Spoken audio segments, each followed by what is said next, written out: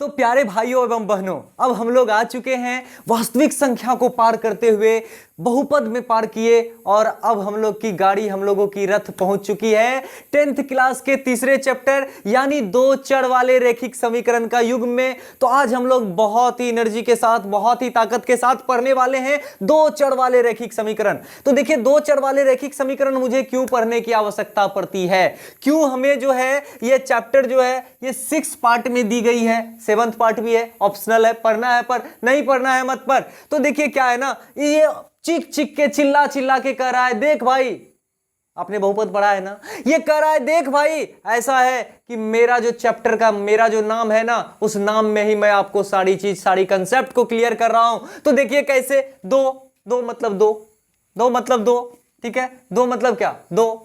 चर क्या है, चर आपने बहुपद चैप्टर में आपने पढ़ा था कि चर एक अनजान राशि है जिसकी मान हमेशा बदलते रहती है। चर वह अनजान राशि है जो कभी भी किसी भी समय में बदल लेता है अपने आप को। हाँ, घोड़ा की कीमत को x मान लेते हैं, गधा की कीमत को x मान लेते हैं, कुत्ता की कीमत को x मान लेते हैं। तो चर यानी चर जब भी होगा तो दो होगा, अगर x होगा तो y भी होगा, p होगा तो q होगा, r होगा तो s होगा। यानी जितने भी अल्फाबेट लेटर्स थे हमारे, वो सभी चर से हम लोग जो है उसको डिनोट करते हैं। कब करते हैं, जब उसकी वैल्यू बदलते रहती है। अब रैखिक, याद करो बहुपद चैप्टर में आपने रैखिक के बारे में क्या पढ़ा था। तो रैखिक के बारे में आपने यह पढ़ा था कि जिसकी अधिकतम पावर यानी अधिकतम घात जिसकी 1 हो, अधिकतम घात 1 हो।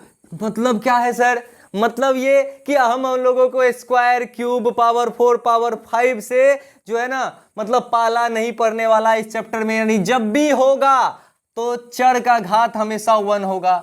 तो 1 तो हम लोग लिखते नहीं है, तो यानी कि जब भी हमको दिखेगा x और y ही दिखेंगे, p और q ही दिखेंगे, r एंड s दिखेंगे, s t दिखेंगे, जोड़ा में दिखेंगे, यानी दो चर दिखेंगे आपको। समीकरण का क्या मतलब होता है भाई, हाँ, ये समीकरण बार बार हम लोग फिजिक्स में भी, केमिस्ट्री में भी समीकरण मान लेते हैं। ये समीकरण का क्या मतलब होता है, समीकरण का मतलब होता है कि बीच में एक बराबर का चिन्ह दीजिए, बाएं साइड में जितने भी पद हैं उसको आप LHS बोल दीजिए और दाहिने साइड में जितने भी पद हैं उसको RHS बोल दीजिए। यानी अगर बराबर के बाद सब कुछ का कैलकुलेशन 0 आ जाए तो वो आपका समीकरण है। युग मतलब क्या होता है, युग मतलब जोड़ा। जोड़ा किसे बोलते हैं, क्या आपने चप्पल कभी बोला है कि मुझे एक पीस चप्पल दे दो? नहीं, जब भी आप चप्पल मांगते हैं, जब भी आप जूता मांगते हैं, जब भी आप मोजा खरीदने के लिए जाते हैं, तो उस समय में आपको दुकानदार उसको कैसे देते हैं, जोड़ा में देते हैं। ठीक उसी तरह से जिस तरह से हम लोग जूता चप्पल खरीदते हैं, ठीक उसी तरह से हम लोग दो चर वाले रैखिक समीकरण का युग्म को पढ़ेंगे। आपने 9th क्लास में, पिछली कक्षा में आपने देखा था,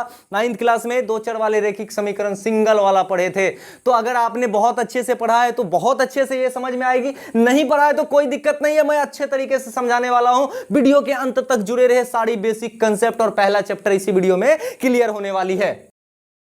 चलिए बच्चों, अब हम लोग सीखते हैं कि दो चर वाले रैखिक समीकरण का हम लोग दैनिक जीवन में कैसे उपयोग करते हैं और क्यों इसका जो है, इस चैप्टर का उपयोग हम लोग को करना पड़ता है। हाँ, तो आपने क्या जाना कि चर क्या होती है, चर एक अनजान राशि होती है। जिस राशि को आप नहीं जानते हैं वही तो आपका चर है, इसकी तो वैल्यू बदलते रहती है।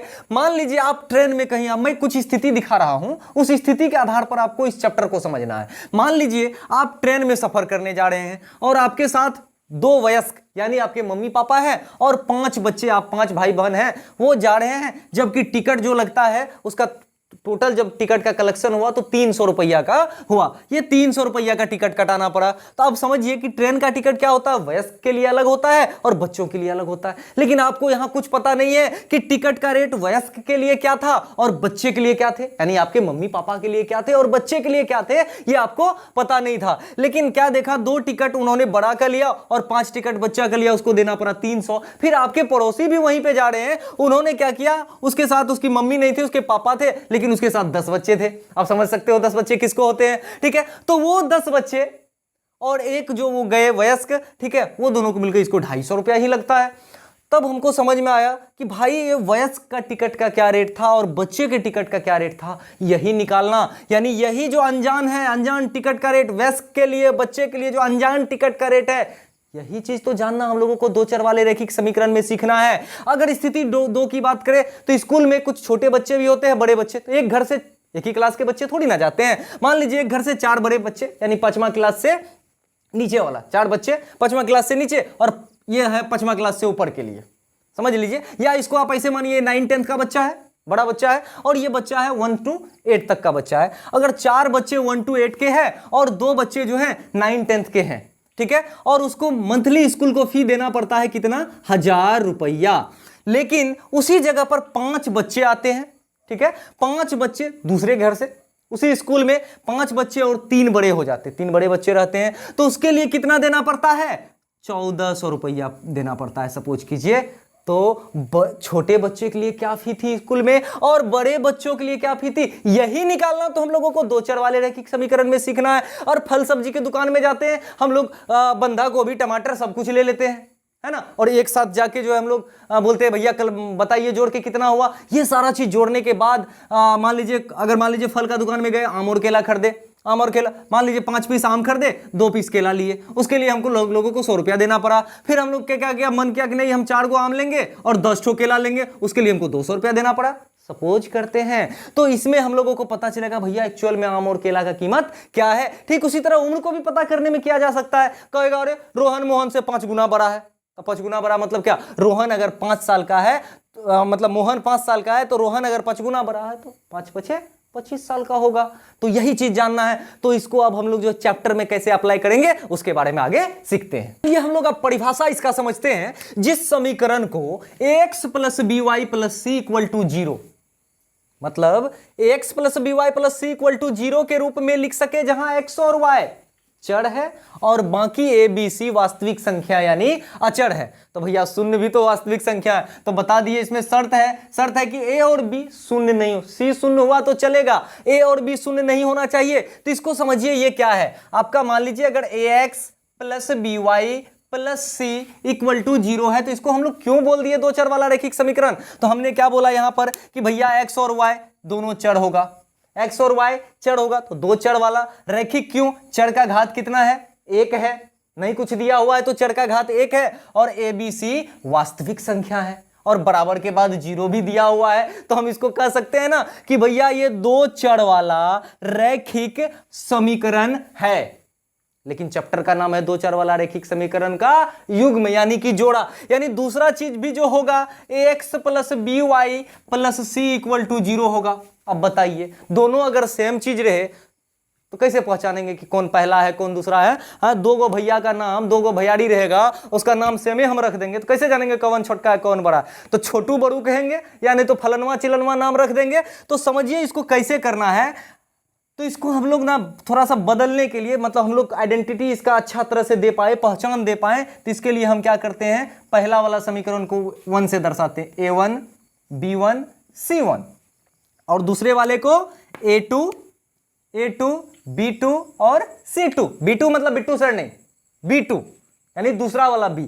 तो यही समीकरण है। और ये आपने क्या देखा कि ये रैखिक समीकरण था, ये भी रैखिक समीकरण है 2 चर वाला, और उसका आपने क्या लगा दिया, मौजा के तरह, जूता के तरह, चप्पल के तरह आपने इसका लगा दिया जोड़ा। तो जब आपने जोड़ा लगाया तो अब ये समझिए कि जितना भी ए बी सी है ये तो वास्तविक संख्या है, लेकिन एक्चुअल में जो ये चर है एक्स और वाई, इसका जो ओरिजिनल वैल्यू होती है वही हल कहलाती है। x और y का मान ही आपका क्या कहलाता है, हल कहलाता है। हल कहलाता है कब हल कहलाता है, जबकि वह समीकरण को संतुष्ट कर दे। ठीक है, यानी कि LHS बराबर RHS हो जाए तो आप कह सकते हैं x और y का मान ही जो है आपका क्या कहला गया, हल कहला गया। तो हल क्या है, x और y का मान है। तो आपने x और y का मान कहां, निर्देशांक ज्यामिति में पढ़ा।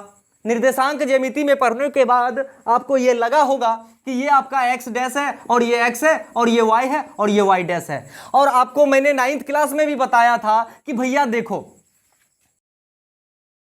कि ये एक समीकरण जो होता है, हर एक समीकरण एक रेखा बनाता है। जितना भी समीकरण है रेखा बनाता है, और समीकरण का हल जो है एक एक बिंदु को दर्शाता है। मान लीजिए x और y का जो मान होगा वो इस जगह पे, मान लीजिए ये एक आपका निर्देशांक ज्यामिति कार्तीय तल है। यहां पर कोई समीकरण आपने लिखा जैसे 4x + 3y = 8, ये लिखा, ये एक समीकरण है, दो चर वाला रैखिक समीकरण है। अगर इसको हम लोग ग्राफिया मेथड सिखाएंगे आपको, हालांकि 9th में भी हमने सिखाया है, 10th में भी सिखाएंगे, तो क्या करेंगे, ये एक रेखा बनाएगा, चाहे जिधर से बनाए। अगर रेखा है तो किधर से भी बना सकता है, इधर से भी बना सकता है, ठीक है।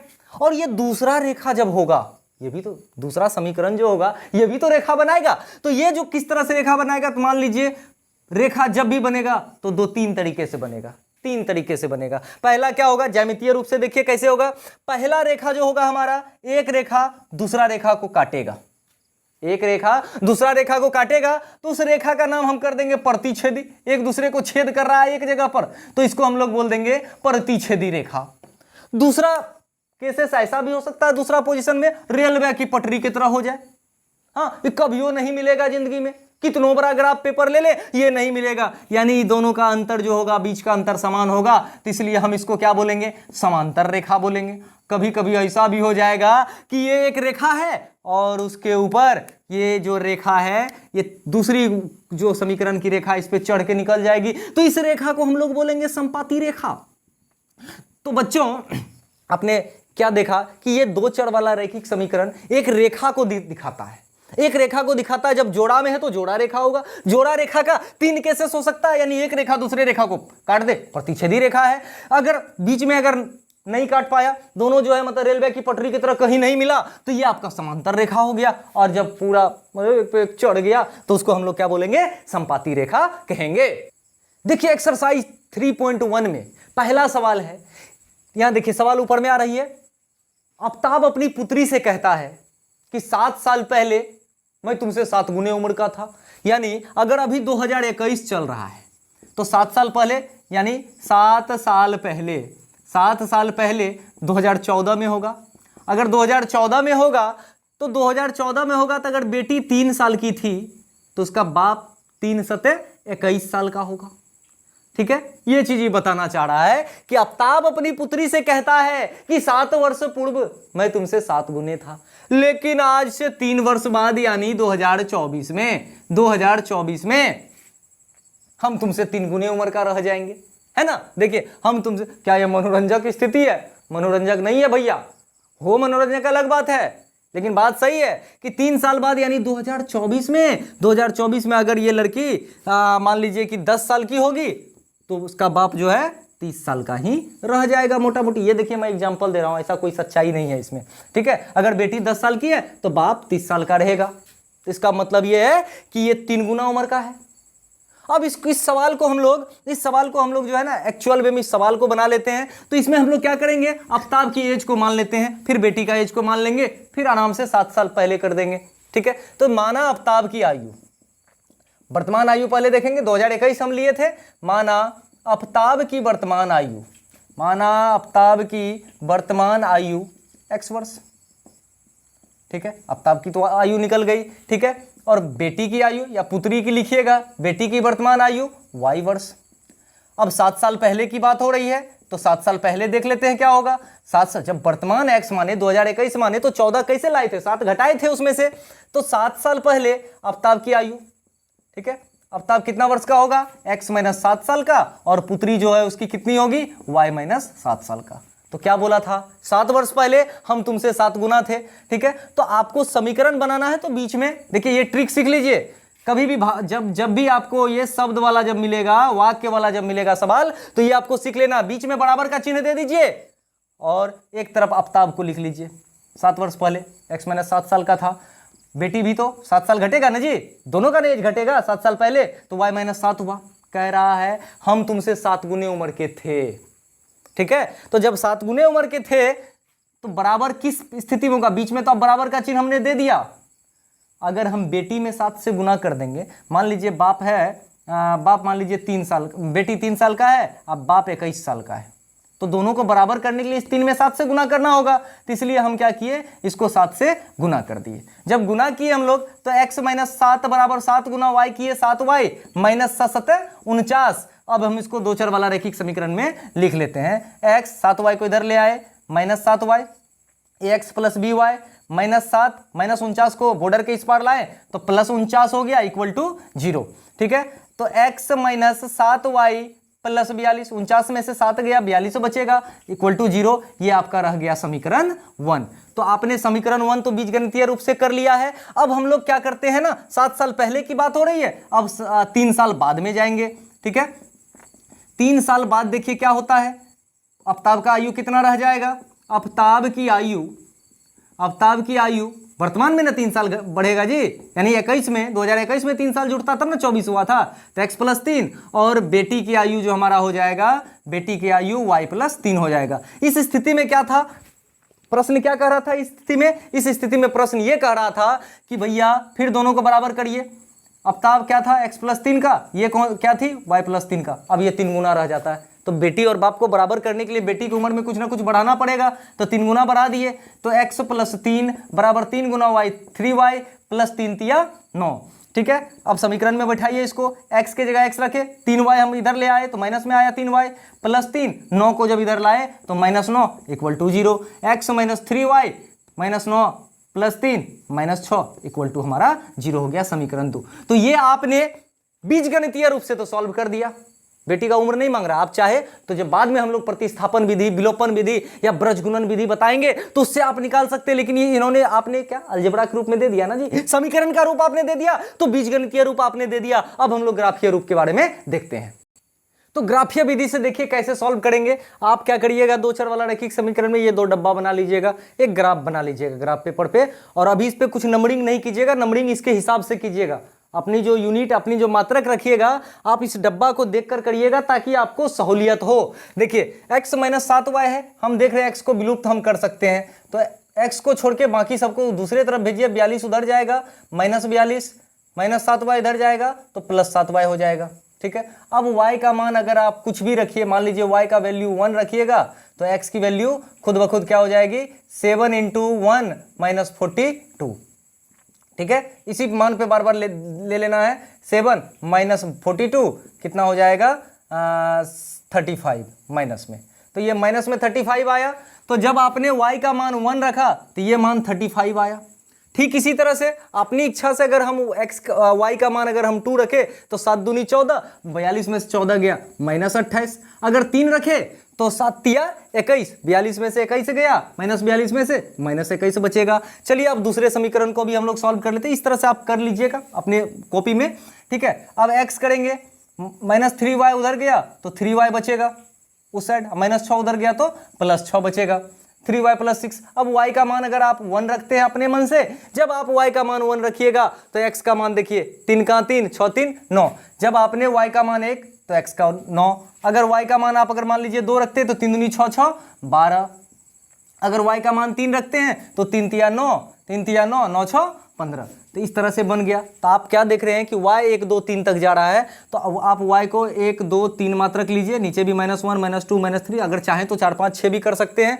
और x का जो आप स्थिति देख रहे हैं, प्लस में 15 तक गया है और इसमें 35 तक गया है, तो कम से कम आप इसको जो है ना 3 मात्रक का ले लीजिएगा, थोड़ा सा लंबा जाएगा, 3 6 9 इस तरह से जाइएगा, फिर -3 -6 -9 इस तरह से करके 35 तक गया है, तो आप 35 तक ले लीजिएगा। अगर आपकी इच्छा होगा तो 1 2 3 को भी बढ़ा के 4 5 6 कर दीजिएगा, तो ऊपर और छोटा होगा, इस हिसाब से आप कर सकते हैं। बाकी जो जिस पॉइंट पे आएगा, मान लीजिए आपका यहाँ पे x आ रहा है 9, तो x है यहाँ पे 9 लिए, और y ऊपर 1 की तरफ गया तो यहाँ पर बिंदा लिखिएगा, तो इसको 9 और 1 लिख दीजिएगा इस तरह से। और अगर y आपका यहाँ पे 2, x आपका 12 है, तो मान लीजिए अगर यहाँ 12 होता और ये आपका कितना हो गया, 2 हो गया, तो 12 और 2, अगर ये x का मान आपने 3 लिया और y का मान 15 हो गया, मान लीजिए इस जगह पे 15 होता तो इस जगह से, ठीक है, 15 और 3 हो जाता। इस तरह से आप इसको मिला देते। इस तरह से मिलाकर अगर मान लीजिए कोई और रेखा इस तरह से बने तो कुछ इस तरह से बनेगा, तो ये प्रतिच्छेदी रेखा हुई।